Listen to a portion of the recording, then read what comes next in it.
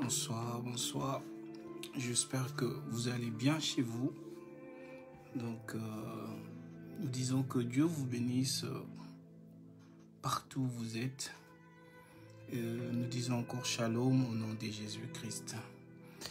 Nous allons continuer notre petit sujet que nous avons commencé à parler sur l'imprudence dans la destruction des autels sataniques.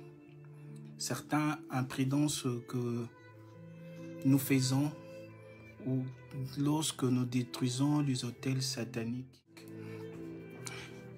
La fois passée, nous avons parlé sur l'imprudence dans la destruction des autels. Qu'est-ce que nous avons dit la fois passée? La fois passée, nous avons dit que c'est bien bon de détruire les autels qui s'élèvent dans nos vies, dans nos familles, dans le milieu dans lequel nous vivons, mais nous oublions quelque chose qui est aussi important. Nous avons dit, derrière chaque autel, il y a une personne qui est censée l'entretenir et le nourrir.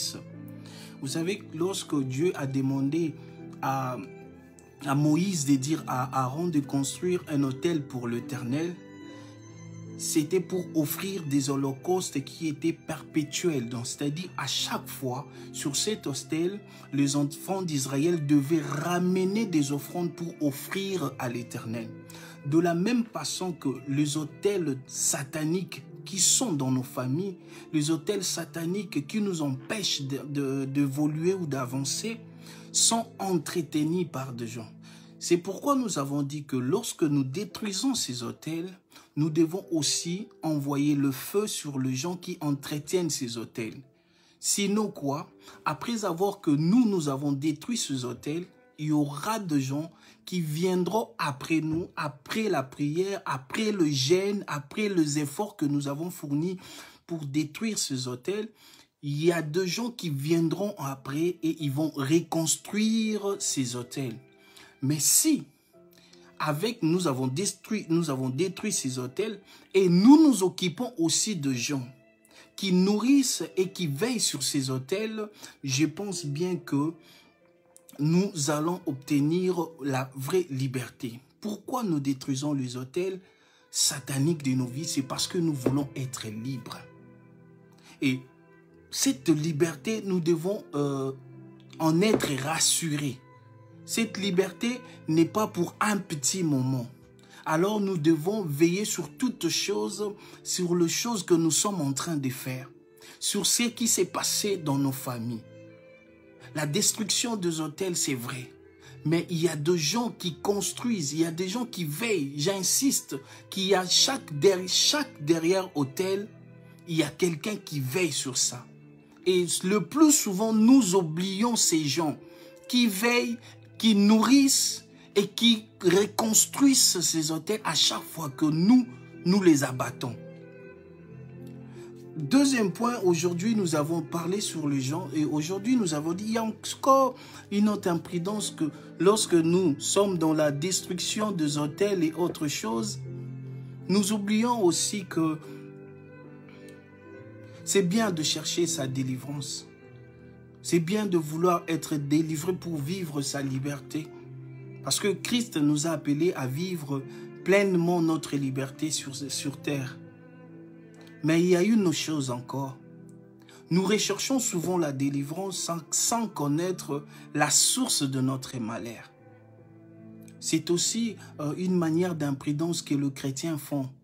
C'est-à-dire, tu te jettes comme ça, sans savoir la source, sans savoir la provenance de ton malheur ou de ce qui fait ta vie. La Bible dit, au temps de leur détresse, ils ont imploré l'Éternel et l'Éternel a envoyé sa parole. Dieu a envoyé sa parole, afin qu'ils soient guéris, afin qu'ils soient libérés, afin que leur vie puisse changer.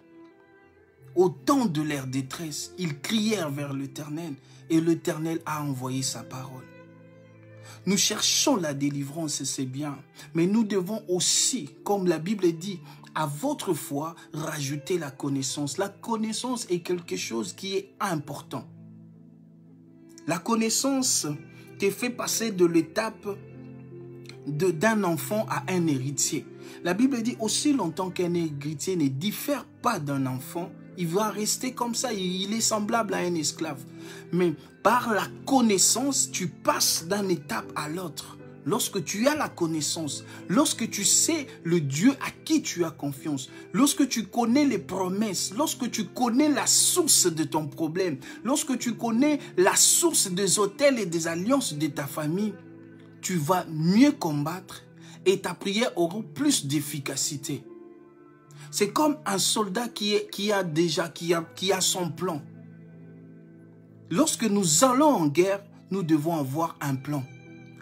Beaucoup de gens vont en guerre mais n'ont pas de plan. Ni plan A, ni plan B. Parce qu'ils se jettent comme ça, comme dans la gueule du loup. Non.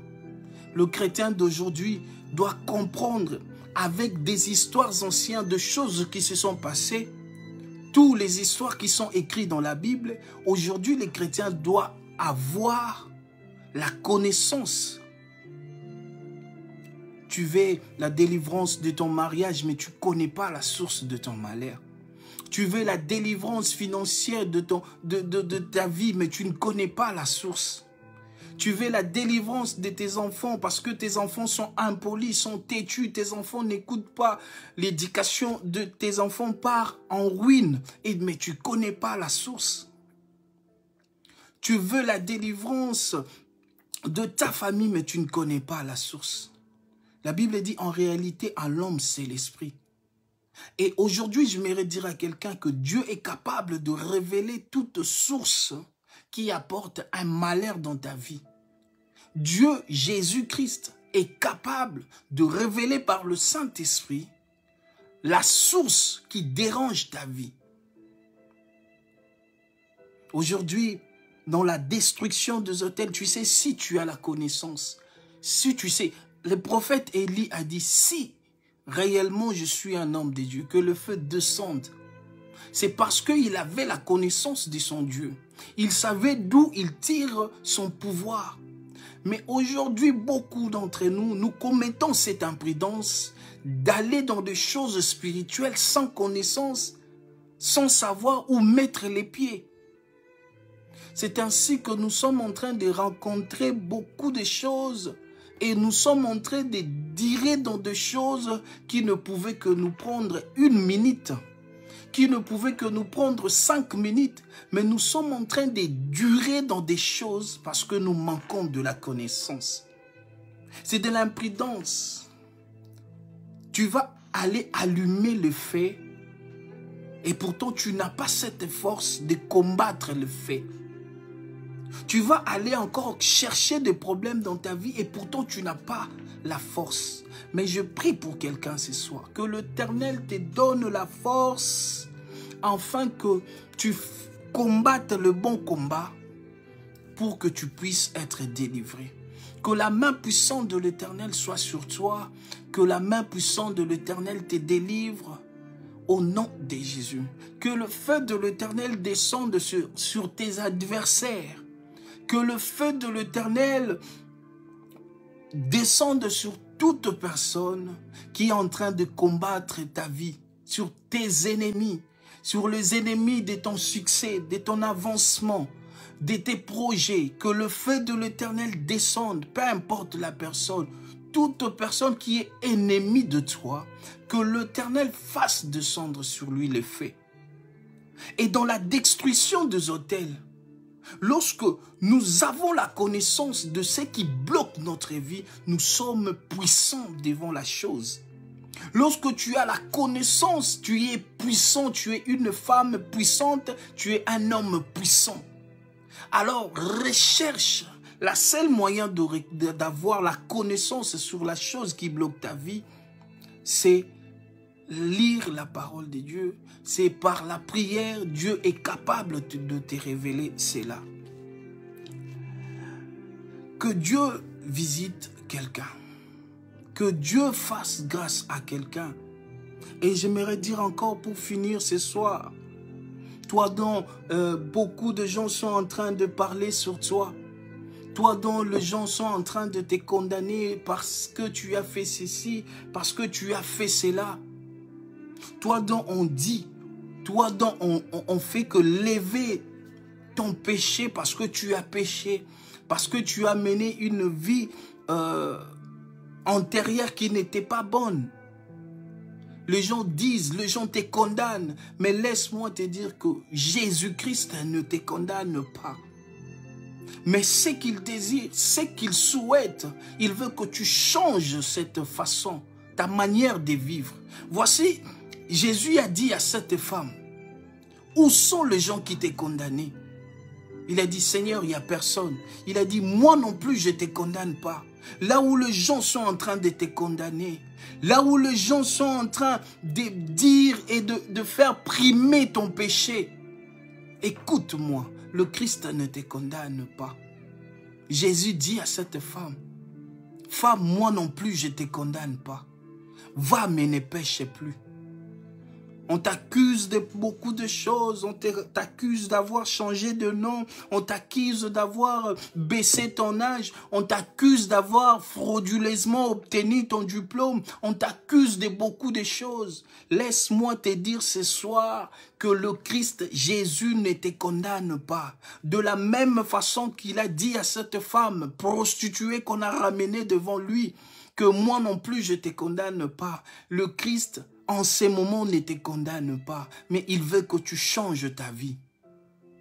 Il veut que tu changes ta vie afin que tu puisses vivre sa gloire, afin que tu puisses vivre sa main dans ta vie. Pendant que les gens te condamnent, ils disent que voilà, tu es idiote, tu fais ceci, tu fais cela, tu es ceci, tu es cela, tu tombes toujours. Mais laisse-moi te dire que le Christ Jésus ne te condamne pas. Il veut juste que tu changes. Il veut juste que tu prennes la décision ce soir de mener une autre vie. Pendant que les gens disent que tu es infidèle, pendant que les gens disent que tu es menteur, pendant que les gens disent de toi que tu es sorcier, pendant que les gens disent de toi tous les mots qu'ils peuvent dire, le Christ ne te condamne pas. Papa Alain Moloto, il a dit, c'est lui qui voit le cœur condamne, mais c'est lui qui habite compatit. Personne ne te connaît mieux que Jésus-Christ. Personne ne te connaîtra mieux que ton Dieu. Et ton Dieu ne te condamne pas. Il a dit, moi non plus je ne te condamne pas. Va et ne pêche plus. Il est dit dans le livre de Luc, chapitre 4, au verset 18 au 19, l'Esprit de l'Éternel est sur moi. Il m'a oint pour annoncer une bonne nouvelle. La bonne nouvelle de la grâce. La grâce qui dit que je ne te condamne pas. J'aimerais dire à quelqu'un que Dieu te bénisse. Lorsque nous détruisons les autels, nous devons en premier lieu détruire les autels, nous occuper des gens qui sont derrière ces autels afin de les nourrir, de les entretenir. Et deuxièmement, chercher à connaître la source pour mieux détruire ces autels. Cherche à connaître par la révélation du Saint-Esprit. En Jésus-Christ, Dieu est capable de te révéler la source de ton problème. De la même manière qu'il a révélé la source des problèmes de beaucoup de gens dans la Bible. Pendant que les gens ne comprenaient pas pourquoi leur vie ne marchait pas. Ils ont fait de jeûnes et prières, mais ils ne comprenaient pas. Dieu est capable de révéler les sources qui ont élevé les autels dans ta vie, qui ont élevé les autels dans ta famille. Pendant que tu pleures nuit et jour, ne sachant plus le mot pour dire à Dieu, afin que tu sois délivré, afin que ta famille soit délivrée. Dieu est capable de révéler la source. De la même façon, il a révélé à Moïse, il a dit, prends ton bâton, frappe sur ces rochers, afin que l'eau puisse jaillir. De la même façon, Dieu est capable de révéler la source ou les sources de ton problème. De la même façon, il a dit à Moïse, prends ton bâton, frappe dans l'eau et que l'eau se divisa à deux. Dieu est capable de révéler la source de ton problème afin que tu puisses obtenir ta délivrance. La destruction des autels est bon. La destruction des autels doit être faite pour nous rendre libres. Mais il y a des gens qui sont derrière ces autels pour les entretenir. Alors il faut lancer, il faut envoyer le feu de Dieu et avoir la connaissance. Que Dieu bénisse quelqu'un. Que la main puissante de Dieu soit sur quelqu'un. Que la main puissante de Dieu accompagne quelqu'un ce soir, afin que tu obtiennes ta délivrance. Pas une délivrance partielle. Une délivrance là où tu te sens bien à un moment et dans un autre moment, tu retombes dans ces péchés. Tu retournes dans cette vie que tu cherches à quitter ou tu as quitté. Non, la délivrance totale de ta vie. La délivrance totale dans tout le domaine de ta vie, financier, mariage, spirituel, dans toutes choses, dans tes études, dans le commerce, dans les affaires, que tu puisses obtenir réellement la vraie liberté. Et cette liberté n'est qu'en Jésus-Christ. Cette liberté n'est qu'en Jésus-Christ. C'est pourquoi nous disons que Dieu bénisse quelqu'un. Que Dieu bénisse quelqu'un. Toi qui me suis, si tu n'as encore pas donné ta vie en Jésus-Christ, je t'invite ce soir de donner ta vie à Jésus.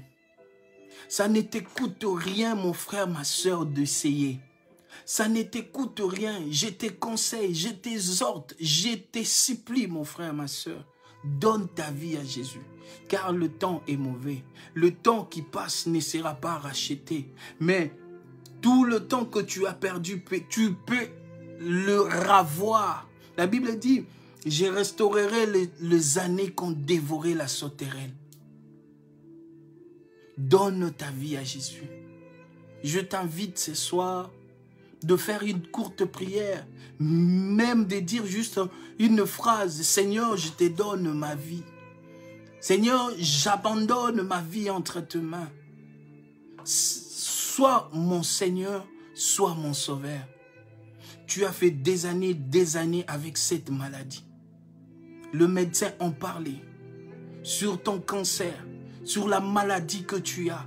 Tu as vu de médecins, de spécialistes.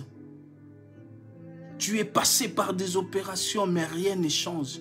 Voilà pourquoi je parle à une personne comme ça. Je te dis, ce soir, donne ta vie à Jésus-Christ. Peut-être que, oui, tu as vu des hommes de Dieu qui ont prié pour toi, mais rien ne s'est passé. Un homme de Dieu n'est qu'un homme. Mais Jésus, qui ne change pas, la Bible dit qu'il ne connaît ni ombre de variation. Il est le même hier, aujourd'hui et éternellement. Et ce soir, il peut faire quelque chose dans ta vie. Donne-lui ta vie. Confie ta vie en Jésus-Christ. Et je dis à quelqu'un, sois béni au nom de Jésus-Christ. Bonne soirée chez vous. Que Dieu soit avec vous au nom de Jésus-Christ de Nazareth. Bonne soirée.